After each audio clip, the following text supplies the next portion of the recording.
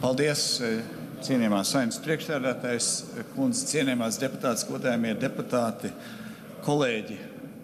Vispirms es gribu izteikt visiem paldies, kuri piedalījās debatēs, apmēram trešdaļa Saeimas. Man ir pilnas piezīmes no tā, ko katrs ir teicis.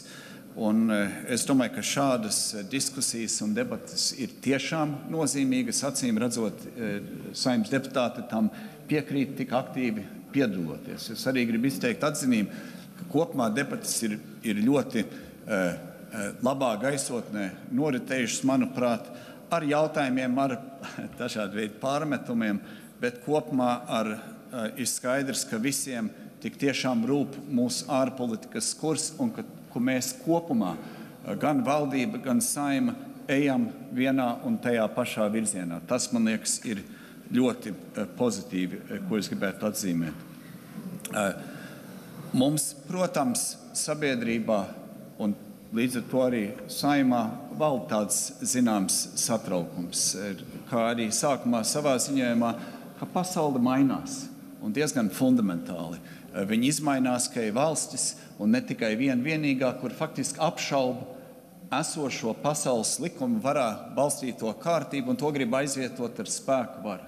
Krievija cenšas atjaunot savu impēriju, kā vien to, kurš katrs saprot, bet ir skaidrs, ka tas ir ar ideoloģiju balstīta rīcība. Tā nav tikai gadījuma rakstura rīcība. Protams, ko mēs darām, ir viss, lai sevi stiprinātu, lai Eiropas Savienība, NATO, lai jebkurā gadījumā šāda revanšista vai kā tāda rīcība neskart mūsu valsti. Un to mēs esam darījuši kopējiem spēkiem, tur iekšā iesaistīti ļoti daudzi, tā izskaitā, protams, arī viss ārlietu dienests. Es gribētu komentēt vairākas lietas, kuras es piefiksēju, es nespēšu visu, kur varbūt dara viens otrs precizējums, jo es tā uzklausīju, viens otrs apgalvoja lietas, kas, manuprāt, nav gluži pareizi. Vienkārši tā ir skaidrība. Tātad bija, ka runāja par Eiropas naudu, ka tur atņem Polijai un Ungārijai, un tad vismaz būsim precīzi. Eiropas Savienībā mums fundamentā ir kopējās vērtības. Un katru gadu, arī šogad, ir šis tiesiskuma dialogs, kur pārbauda visas valstis. Mūsu kārta nāks, es pēkšņi no galvas nevaru atminēties šogad vai nākamgad. Kārtējā analīze, tā skaitā Dānija, pat tās izvērtēja, kas tur notiek ar tiesiskumu.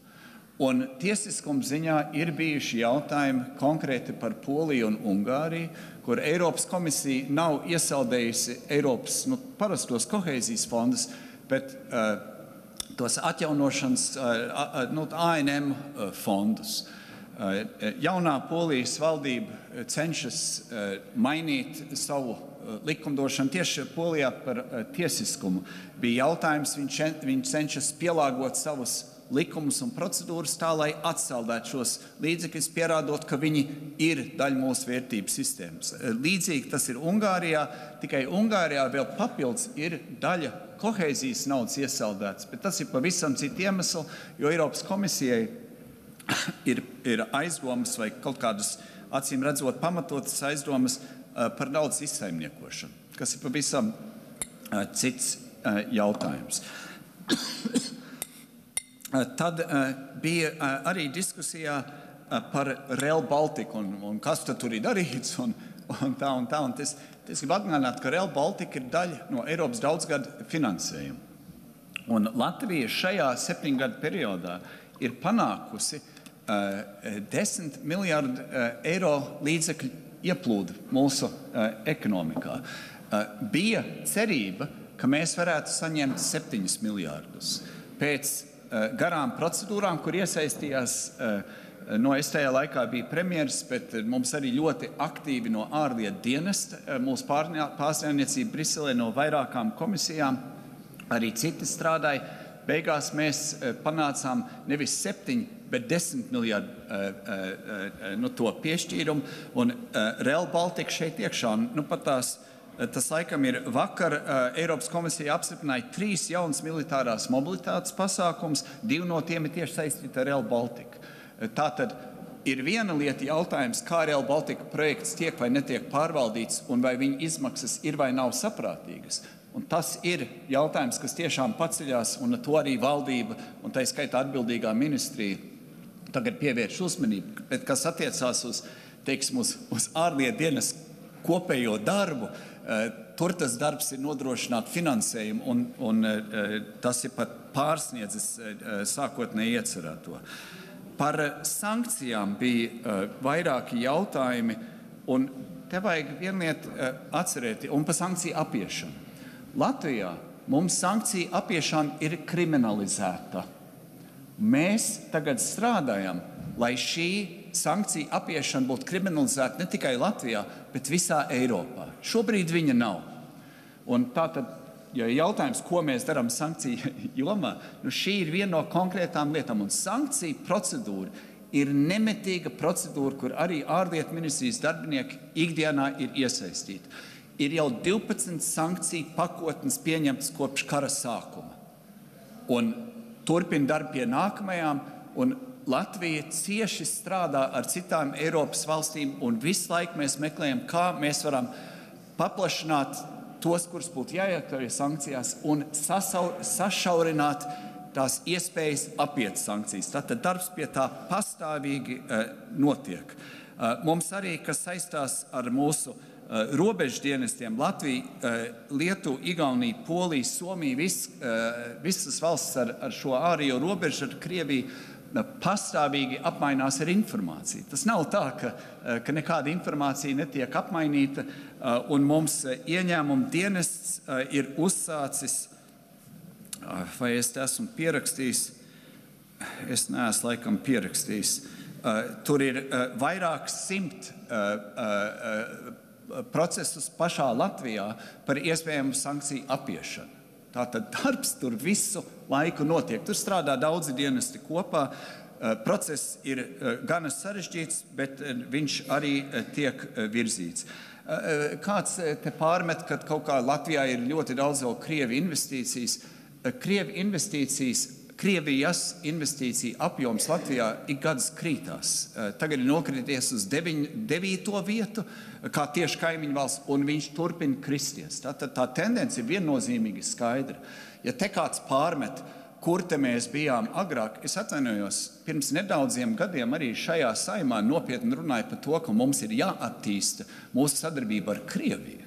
Līdz karam. Viens otrs pat šajā zālē sēdošs varbūt atcerās, ka pats ir argumentējis šo. Un karš tomēr ievies savas korekcijas. Es nevienam nepārmetu, bet es vienkārši gribu atgādināt, ka bija daudzi, kas jau gadiem ilgi arī Latvijas politikā brīdināja un teica, ka šī ir mums liela problēma, bet ne visi piekrita. Tagad mēs visi jau redzam, tātad karš ir ieviecis korekcijas arī mūsu iekšpolitikā. Un tad vienkārši jāsaprot, ka tas ir process, un mums tam procesam izējām cauri. Mēs nesen bijām 100% atkarīgi no Krievijas gāzes.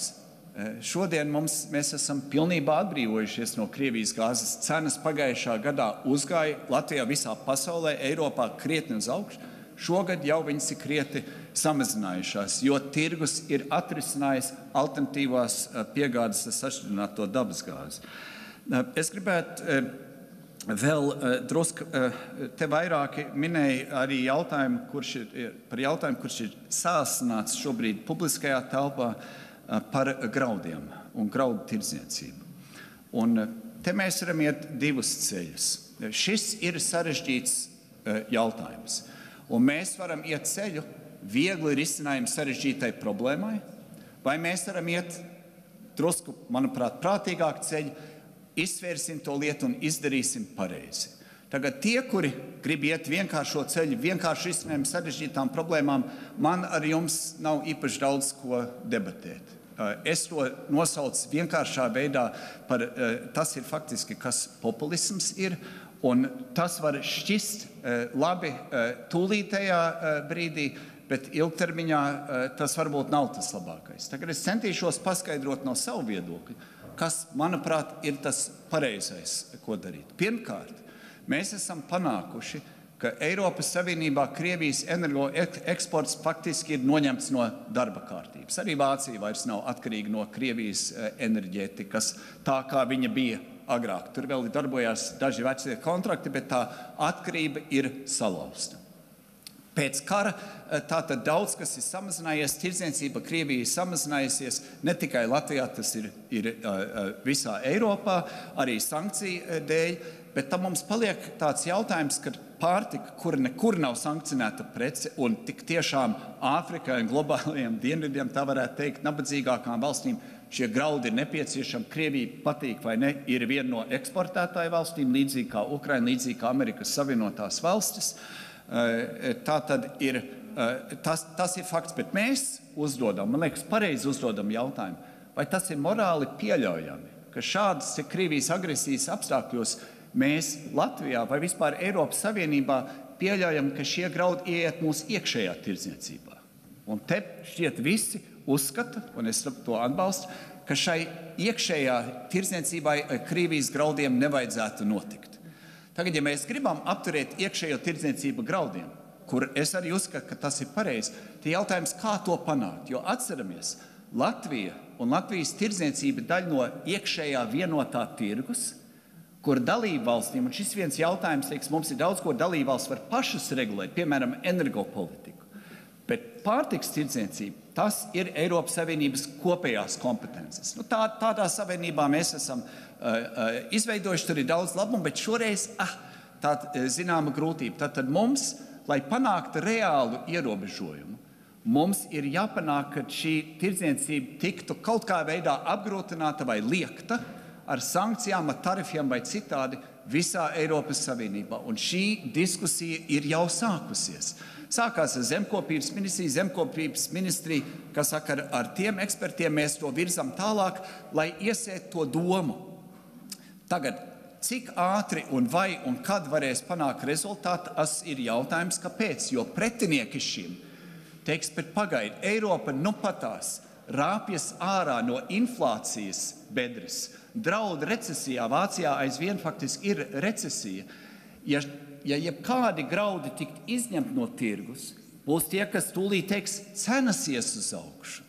Tas graudu tirgotājiem ir labi, bet tas graudu patērētājiem visai sabiedrībai, jo graudi ietekmē pārtikas cenas, gaļu, jo lielopi un ne tikai ēd graudus, tas ietekmē maizes cenu, makaronu cenu, visu izstrādājums, konditoriju, miltus un tā tālāk. Un būs tie, kas saka, bet vai mēs tiešām esam gatavi, kad celtos inflācija, lai panāktu šo un šī analīze, mēs esam tagad lūguši to no Eiropas komisijas. Nevienam šādi dati nav, cik šādi graudi tiešām ieiet Eiropas tirgu un cik tie varētu vispār ietekmēt cenas un tirdzniecību. Mēs to nezinām.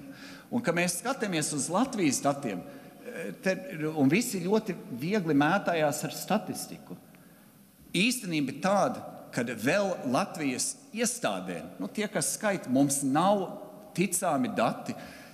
Mēs zinām, cik ienāk pāri robežai, bet mēs neredzam datos, cik no tā, kas ienāk Latvijā, tūlīt aiziet tālāk. Un mēs absolūti neredzam, kur viņš aiziet tālāk. Vai viņš aiziet uz Rotterdamu un tad uz Āfriku, vai viņš aiziet kur citur. Vai viņš paliek Eiropā, vai cik paliek Latvijā. Un mums ir vajadzīgi šie dati. Valdība ir prasījusi saviem dienestiem šos datus iedot, bet mūsu dienesti šādus datus nav apkopojuši, jo mums ir vienots iekšējais tirgus. Tagad tas darbs notiek, es gaidu tāpatās kā jūs rezultātu par šo. Tāpatās mēs prasam Eiropas komisijai lūdzu datus par to, kas notiek ar šiem graudiem ienākot Eiropā, cik no viņiem paliek Eiropā un cik iziet ārā. Un tad, kad mums būs šie dati, mēs varēsim daudz efektīvāk panākt politisko rezultātu. Tas, ko Latvija var izdarīt, un ir tie, kas argumentē, ka šis būtu jādara, ir apturēt tirdzniecību. To mēs varam darīt, bet tie, kuri grib apturēt tirdzniecību, es aicinātu tad arī uzdot jautājumu, ko tas izmaksātu mums un no kurienes nāk tā nauda, kas sektu tos zaudējumus. Un vai tas aizvien ir, jo tur ir ostu darbība, tur ir cilvēki, kas strādā ostās, tur ir dzelzceļa darbība, cilvēki, kas strādā dzelzceļā. Mēs varam apturēt visu dzelzceļa darbību ar Krieviju, bet vai līdz ar to mums izbeigs vajadzība pēc dzelzceļa uzturēšanas? Diemžēl nē. Somija, slēdzot savu robežu, neslēdz dzelzceļa satiksmi. Viņi slēdz cilvēku satiksmi, lai nenāktu azīlu meklētāji. Tātad tas, ko es cenšos jums aprakstīt, ir, ka tā situācija faktiski ir gana daudzšķautnaina, un viņa nemaz nav tik melnbalta un vienkārši, kā viens otrs to mēģina pateikt. Politiski, emocionāli, es esmu tikai par to, ka mums nav šādi graudi, kas nāk no Krievijas kara apstākļos Latvijā vai Eiropā. Tas liekas pats par sevi, par to nav jautājumu. Jautājums ir, kā mēs to varam panākt. Un mūsu valdība, tātad attiecīgie dienesti un politiķi, mēs jau par šo runājam ar mūsu kolēģiem. Jo labāk mums būs dati, jo vieglāk mums būs arī pārliecināt citus par to pareizumu. Bet ja mēs gribam iet racionāli, es aicinu uz dialogu. Ja kāds grib citu veidu iet, tā jau tad kļūst par politiku, un tad jau ir drusku sarežģītāk. Vēl trīs lietas īsi par Āfriku, ka mums nav pārstāvniecība. Mums ir godu konsuli. Šobrīd mums ir vēl Marokā, Tunīzija, Ganā, procesai Niģērija, Ruanda, Zimbabve. Godu konsuli ļoti bieži tie, kas visaktīvāk strādā tieši uz mūsu ekonomikas sadarbību. To zina jebkurš no uzņēmējs, mums tie godu konsuli, kuri pastāv daudz kur. Arī tā skaitā Ķīnā ir, kas aktīvi strādā. Tur jau tas labums mums ir, un mums tas tīkls vēl jau vairāk jāpaplašina, tāpēc mēs arī aktīvi strādājam un meklējam šādus. Tātad, ja kolēģi ieteikumi, tos es gan lūgtu nosūtīt ārlietu ministrijai un tad attiecīgi to izskatīt. Un par Ķīnas braucienu, vienkārši lai būtu precizējums. Iespējams, es neesmu akurāti informēts, bet no tā, ko es esmu informēts, mūsu vēstniecība Ķīnā tikās ar Latvijas Tirdzniecības rūpniecības kameras pārstāvjiem, jo tie bija iepriekš paziņojusi, izrādījuši interesi un ar vēstniecību tikās. Bet, cik es zinu, deputāti, kuri, es saprotu, tā nav bijusi Saeimas oficiālā delegācija, šie deputāti nebija iepriekš informējuši vēstniecību, un tāpēc, laikam, šī tikšanās nav notikusi. Tātad tur var būt kaut kāds pārpratums, bet ja kontaktē mūsu valsts vēstniecības, cik es esmu dzirdējis, vienmēr ir pretīm nākoši, ka nāk no Latvijas cilvēki, kas izrāda vēl interesi ar viņiem tikties. Tas ir viņa darba uzdevumos, un cik es zinu, viņi to ļoti labi pilda. Un visbeidzot, bija jautājumi vairāki, kas prasa, no kā ta vispār labums mums no mūsu valsts ārpolitika. Es apmulsu. Ka mums tāda nemaz nav vajadzīga. Tad sāksim ar to, ka mēs šodien stāvam te Latvijā, brīvā un neatkarīgā Latvijā, blakus agresīvai Krievijai, un mēs esam drošībā. Kāpēc?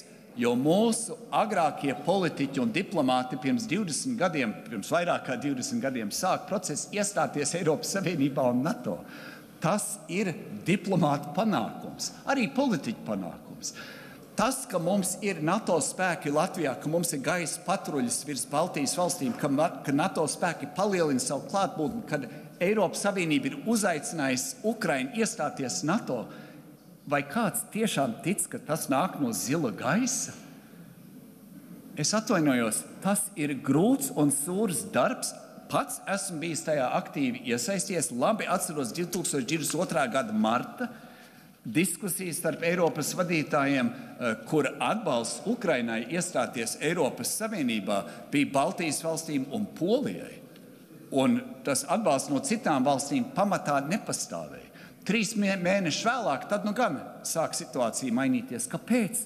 Jo strādā koordinēti ļoti daudzi cilvēki. Premjeras, prezidents, Saeimas spīkers, ārlietu ministrs, komisija, jūs visi, tas ir kolektīvs darbs un, protams, viss mūsu pārstāvniecības ārzemēs. Vēstnieki, kas runā ar savu mītni zemi pārstāvjiem, tas viss iesiet ārā. Tad tas mūsu ārlietu dienas ir viens fantastisks tāds organisms dzīves, bez kuras darbības ir ļoti grūti iedomāties jebkuras valsts pastāvēšanu, jebkurā gadījumā mūsu valsts bez mūsu ārlietu dienas un šiem te izciliem cilvēkiem, kas tur strādā, ļoti grūti iedomāties. Paldies par debatēm!